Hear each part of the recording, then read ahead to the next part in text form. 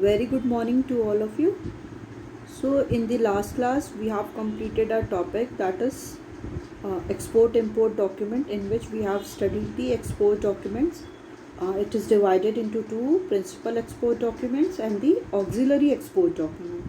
So, in the principal export documents, we have studied the commercial invoice, packing list, bill of lading. Mm, Next one is airway bill.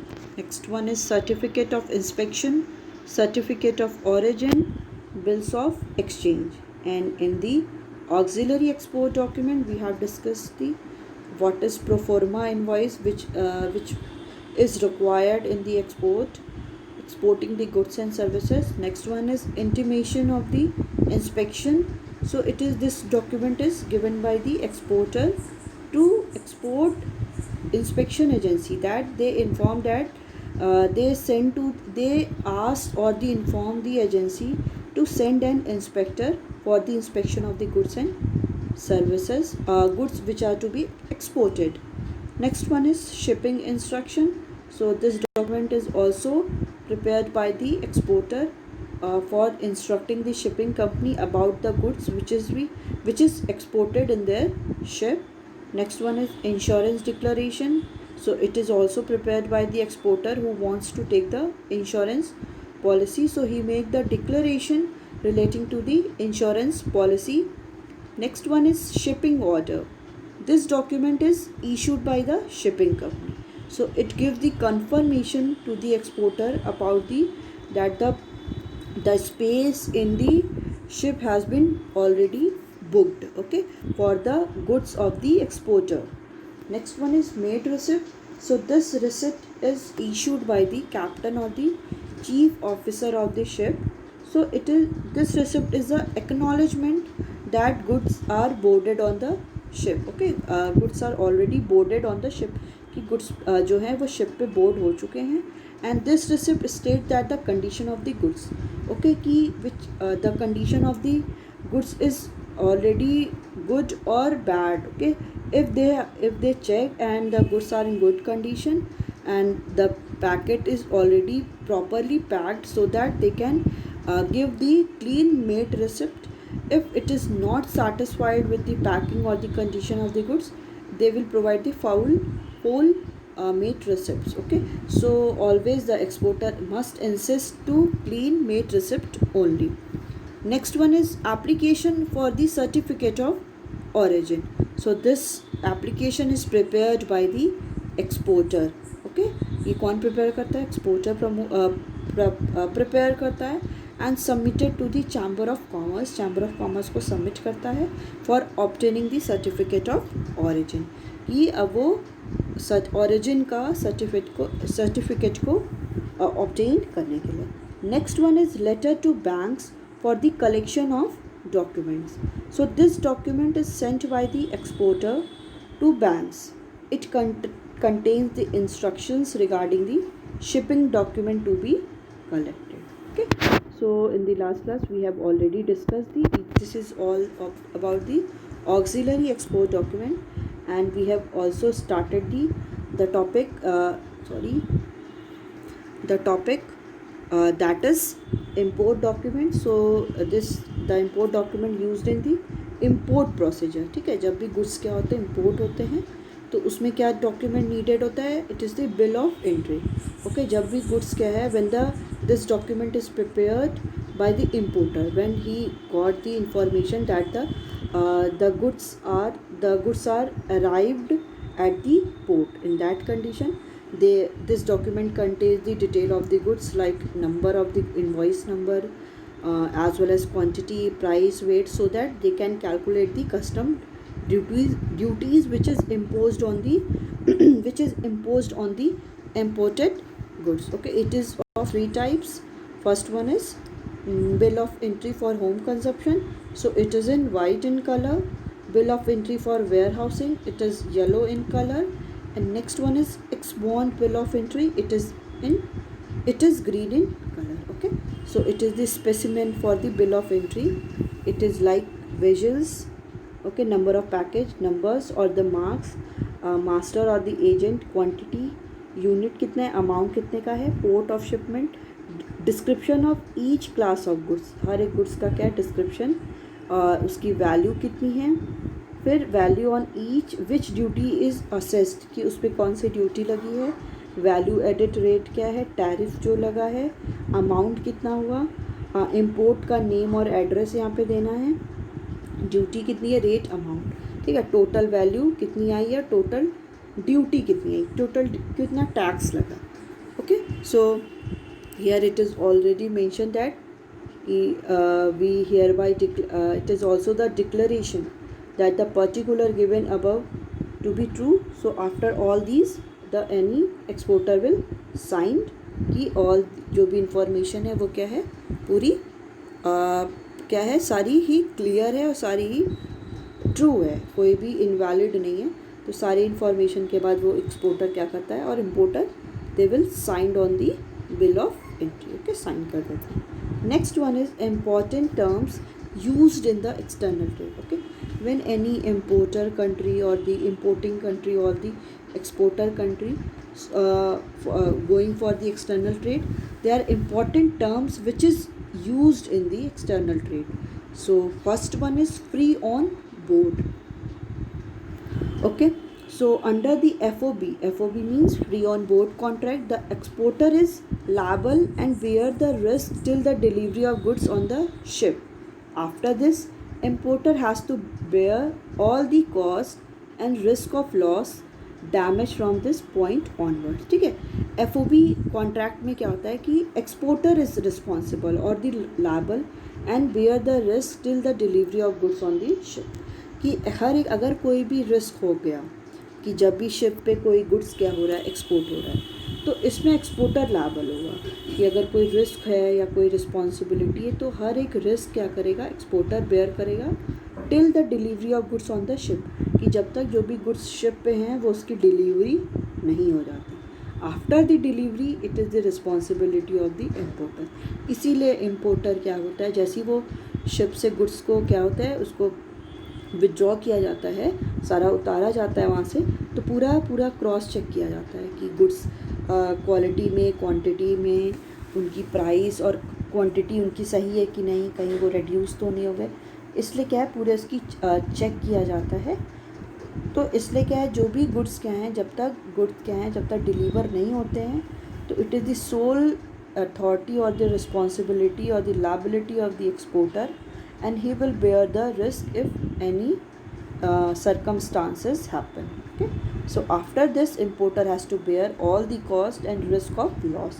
इसके बाद importer क्या करेगा, उस cost को bear करेगा अगर कोई रिस्क हो जाता है, risk of loss, damage from this point onward. उसके बाद कुछ भी अगर ऐसा कुछ भी सर्कमस्टांसेस हो जाता है, so that importer will bear all the cost as well as the risk. Next one is cost and freight. It is CFR.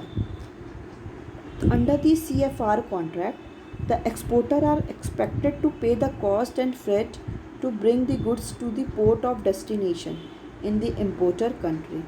After the importer bear the risk of loss or damage to goods. Cost and freight में क्या होता है कि exporter से expect किया जाता है कि पे द कॉस्ट वही पे करेगा, फ्रेट वही पे करेगा to bring the goods to the port of destination. ठीक है, कि वो जो भी गुड्स क्या हैं डेस्टिनेशन पे पोर्ट हुए हैं, इम्पोर्टर कंट्री के जो भी गुड्स किसी भी जो भी डेस्टिनेशन था वहाँ पे जो पोर्ट हुए हैं, तो जो भी कॉस्ट है वो कौन बेयर करेगा, cost will bear by the exporter and after the importer bear the risk of loss and damage to goods. और इसके बाद क्या है, जैसी डेस्टिनेशन पे वो गुड्स आ जाएगा उसके बाद इम्पोर्टर क्या करेगा, वो सारे रिस्क को, जो लॉस हुआ है, जो डैमेज हुआ है, उसके बाद इम्पोर्टर विल बेयर. उसके बाद कोई भी रिस्पॉन्सिबिलिटी एक्सपोर्टर की नहीं होगी. हो सकता है डेस्टिनेशन पे पोर्ट पे ले जाने के बाद उस जिससे वो गुड्स जा रहा हो, कोई ट्रक या कोई भी व्हीकल से, तो उसका एक्सीडेंट हो जाए. इसका ये मतलब नहीं है कि exporter will pay all the loss. It is the responsibility of the importer. अब इम्पोर्टर की रिस्पॉन्सिबिलिटी है कि अगर कुछ भी डैमेज हो रहा है, लॉस हो रहा है, सो ही और she will bear every cost. Okay, now the next one is cost, insurance and freight. Under CIF contract, the exporter has to bear the cost and freight till the importer's port.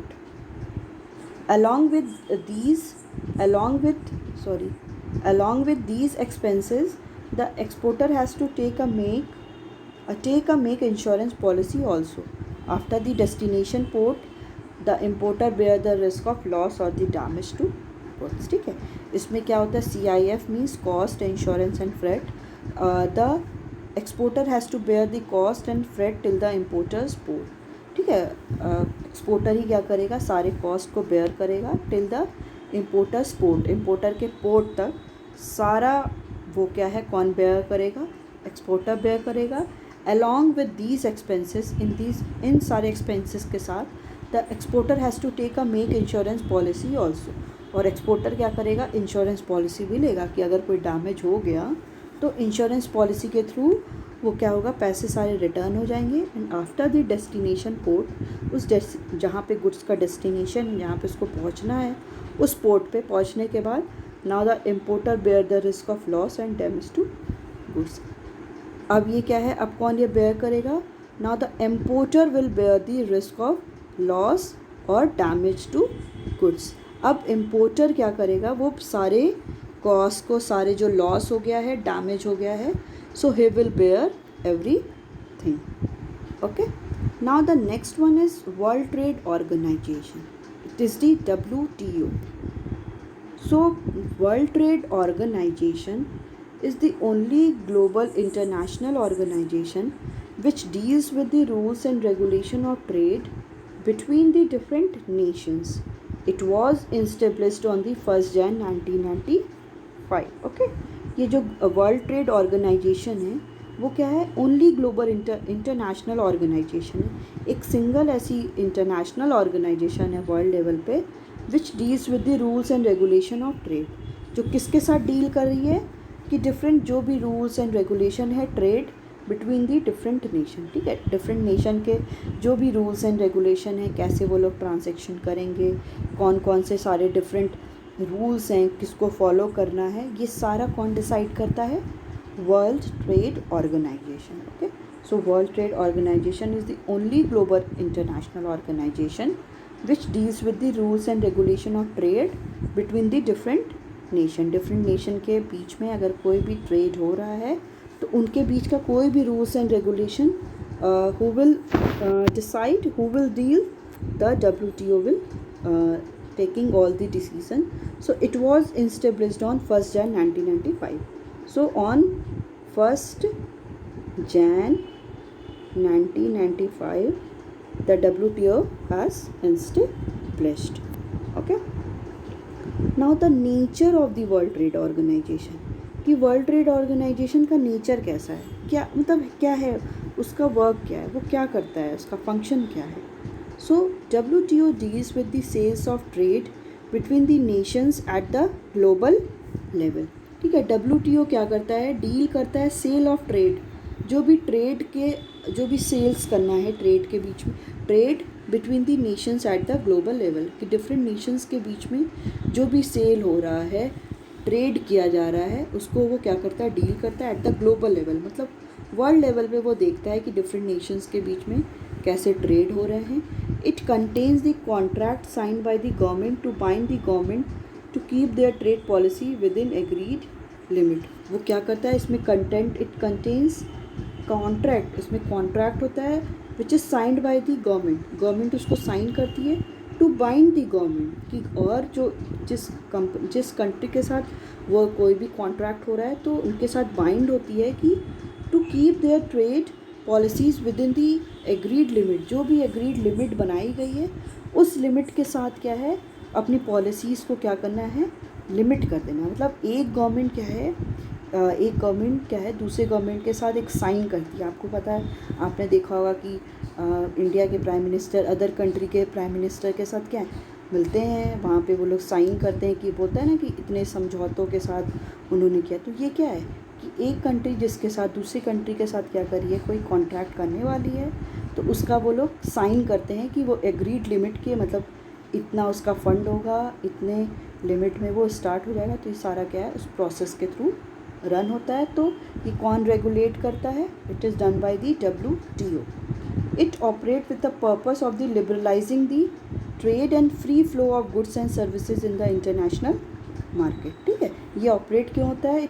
It operates with a purpose. इसका purpose क्या है? Liberalising the trade. Liberalising the trade means कि trade को liberal कर देना, कि पहले बहुत सारे terms and conditions, rules and regulations को फॉलो करने होते हैं। तो ये क्या है, ट्रेड को एकदम लिबरल कर दिया है, फ्री कर दिया है।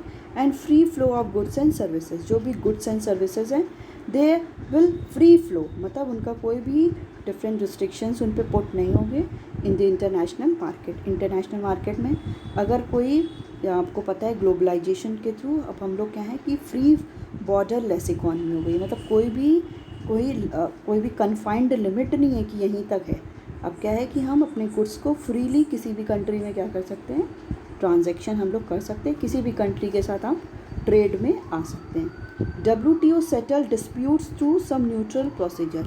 जैसे अब किसी भी कंट्री में कोई भी डिस्प्यूट्स चल रहे हैं, फॉर एग्जांपल अगर इंडिया का किसी भी कंट्री के साथ डिस्प्यूट चल रहा है तो WTO क्या करेगा, it will also help to settle the disputes. जितने भी डिस्प्यूट्स हैं डिफरेंट कंट्रीज़ में, उनको डिफरेंट प्रोसीजर्स के थ्रू क्या करेगा, उनको डिस्प्यूट्स को भी सेटल डाउन करेगा, रिमूव करेगा, so that they can again come in the contract and do their trade, international trade. Its main function is to ensure that trade flows as smoothly as freely as possible. ये क्या करता है, ये इसका simple meaning यही है, इसका basic motive यही होता है कि इसका मेन फंक्शन है कि ये ट्रेड को इतना इंश्योर करता है कि वो एकदम स्मूथली और फ्रीली हो सके, रन कर सके, मतलब कोई सर्टेन इसमें बहुत ज़्यादा ऑब्स्टिकल्स हिंडर ना आए। तो इसलिए इसके मेन फंक्शन यही कि जो भी ट्रेड हो रहा है बिटवीन द कंट्रीज़, वो क्या हो, स्मूथली एंड फ्रीली वो कंटिन्यू हो सके एज पॉसिबल, जितना पॉसिबली वो हो सकता है वो कैन ईजली फ्लो करता रहे। Okay, sorry. So next one is the benefits of the WTO. Benefits of the WTO, role of WTO and objective of WTO। कि WTO का बेनिफिट क्या है और रोल क्या है WTO का, वर्ल्ड ट्रेड ऑर्गेनाइजेशन का, as well as what is the objective of WTO, की WTO का, वर्ल्ड ट्रेड ऑर्गेनाइजेशन का ऑब्जेक्टिव क्या है। So major benefit of WTO are promotes international piece. ठीक है, ये जो भी डिफरेंट कंट्रीज़ हैं इनके बीच का कोई भी क्या है कि इंटरनेशनल पीस को ये ज़्यादा प्रमोट करती है। मतलब कोई भी कंट्री अगर किसी के साथ कॉन्ट्रैक्ट में आ रही है, बिजनेस में आ रही है, तो पीस के साथ वो क्या करती है कि आप लोग को जो भी करना है, ट्रेड करना है, तो वो पीस के साथ करो। तो इंटरनेशनल पीस को ये प्रमोट करती है। Settle disputes among the member nation. जो भी मेंबर नेशन है इसके, WTO के मेंबर नेशंस जो भी हैं, उनके बीच में जो भी डिस्प्यूट्स है उसको भी सेटल डाउन करती है। फॉर एग्जांपल किसी एक कंट्री का किसी के साथ डिस्प्यूट हो रहा है तो ये क्या करेगी, WTO उसके बीच में सेटल डाउन करेगी, मतलब दोनों की बात सुन के कि कहाँ पे इनके बीच में डिफरेंट कॉजेज़ आ रहे हैं, डिस्प्यूट किस टॉपिक पे हो रहा है, तो उनको सुन के, अंडरस्टैंड करके, लिसन करके फिर दे कैन सॉर्ट आउट, उसको सॉर्ट आउट करते हैं। Make international trade very smooth by framing common rules and regulation. International trade को ये क्या करते हैं, बहुत स्मूथ बना देते हैं। कैसे कि कॉमन रूल्स एंड रेगुलेशन को करके। अब ये नहीं है कि अगर इंडिया में जो इंडिया के लिए जो रूल्स एंड रेगुलेशन है वो अमेरिका के लिए अलग हो जाए, तो इससे क्या होगा, it also one of the chances for the dispute. तो इसीलिए क्या करती है वो, इंटरनेशनल ट्रेड को स्मूथ करने के लिए common rule and regulation circulate करती है, उसको फॉलो करती है। बोलती है हर कंट्री क्या है, सेम रूल्स एंड रेगुलेशन को क्या करेंगे, फॉलो करेंगे। अगर इसमें भी क्या हो जाएगा, बायसनेस हो जाएगा, so it is the also the one of the cause for the disputes among the country. इसलिए क्या है, जो भी ट्रेड में हैं वो डिफरेंट जो भी कॉमन रूल्स एंड रेगुलेशंस होंगे। So it help in economic growth of the developing country by giving them preferential treatment. ठीक है, ये जो डेवलपिंग कंट्रीज़ है उनके इकोनॉमिक ग्रोथ में भी हेल्प करती है, उनको प्रिफरेंशियल ट्रीटमेंट देके, मतलब उनको ज़्यादा प्रायोरिटी देती है, प्रेफरेंस देती है कि आप ज़्यादा से ज़्यादा ट्रेड करो, इस कंट्री के साथ करो, आपको इसमें प्रॉफिट मिलेगा ऐसा। तो इसलिए जो भी इकोनॉमिक हैं, जो डेवलपिंग कंट्रीज़ हैं, लाइक इंडिया क्या डेवलपिंग कंट्री है, तो ऐसी कंट्री के लिए इकोनॉमिक ग्रोथ को हेल्प करती है कि आप ज़्यादा से ज़्यादा ग्रोथ को क्या कर सको, इंक्रीज़ कर सको। Free trade help in providing quality products and improving the standard of living of people. ठीक है कि फ्री ट्रेड, इसमें क्या है, फ्री ट्रेड क्या है, अगर फ्री ट्रेड होगा, ट्रेड क्या है, फ्री ऑफ कॉस्ट होगा, तो it will help in providing quality product, कि क्वालिटी प्रोडक्ट भी क्या होगा, लोगों को मिलेगा, एज वेल एज अगर लोगों की क्वालिटी प्रोडक्ट मिलेगा तो they can, it will also improve the standard of living of a people की क्या है, स्टैंडर्ड ऑफ लिविंग भी इंक्रीज होगी। Okay, so what is WTO? WTO is an organization. It is the organization. It is the only global international organization which deals with the rules and regulation of the trade between the different nations. ठीक है, एक ऐसा only global international organisation है जो किसके साथ deal करता है कि ट्रेड, जो different rules and regulations trade के बनाता है बिटवीन दी डिफरेंट नेशन, कि जो भी डिफरेंट नेशन एक दूसरे के साथ ट्रेड करेंगे तो certain rules and regulation is framed by the WTO. It was established on 1st Jan 1995. 1995 में क्या हुआ था, इस्टेब्लिश हुआ था. The nature of the WTO is WTO deals with the sale of trade between the nation at the global level. WTO क्या करता है, different trade को क्या करता है, सेल्स, डिफरेंट कमोडिटी को सेल होता है, सोल्ड आउट होते हैं बिटवीन दी नेशंस के बीच में एट द ग्लोबल, मतलब ग्लोबली करता है. So it contain the contract content करता है which is signed by the government to bind the governments, एक जिसके साथ बाइंड जो ट्रेड करेंगे उन कंट्रियों के साथ क्या एक साइन कराता है कॉन्ट्रैक्ट को, to keep their policies within the agreed limit, कि जो भी एग्रीड लिमिट तक वो पॉलिसीज़ को क्या करें, कीप किए रहें, मतलब अग्रीड लिमिट तक उनको उस जितने भी जिस ट्रेड में आए हैं they can fulfil it. It operates with the purpose of liberalising trade. इसका मेन जो पर्पस होता है वो क्या है कि ट्रेड को लिबरल कर देना, मतलब बहुत ज़्यादा rules and regulation, different restrictions को पुट नहीं करना है, फ्री कर देना है. Free flow of goods and services in the international market, और इंटरनेशनल मार्केट में जो भी गुड्स हैं फ्री फ्लो उनका होता रहे. WTO settle disputes through the some neutral procedure. और WTO क्या करता है कि डिफरेंट डिस्प्यूट्स को भी क्या करता है, अगर डिफरेंट नेशंस के बीच में कोई डिस्प्यूट्स चल रहा है उसको भी वो सेटल डाउन करता है. Its main function is to ensure that trade flows smoothly as freely as possible. ठीक है, इसका मेन फंक्शन यही है कि जो ट्रेड है वो क्या हो, easily as well as smoothly run करता रहे. Next one is benefits of the WTO and the roles of the WTO. Okay, so first one is it's promote the international peace. International peace की बात करता है, इसको promote करता है. जो भी डिफरेंट नेशंस के बीच में डिस्प्यूट है उनको सेटल डाउन करता है.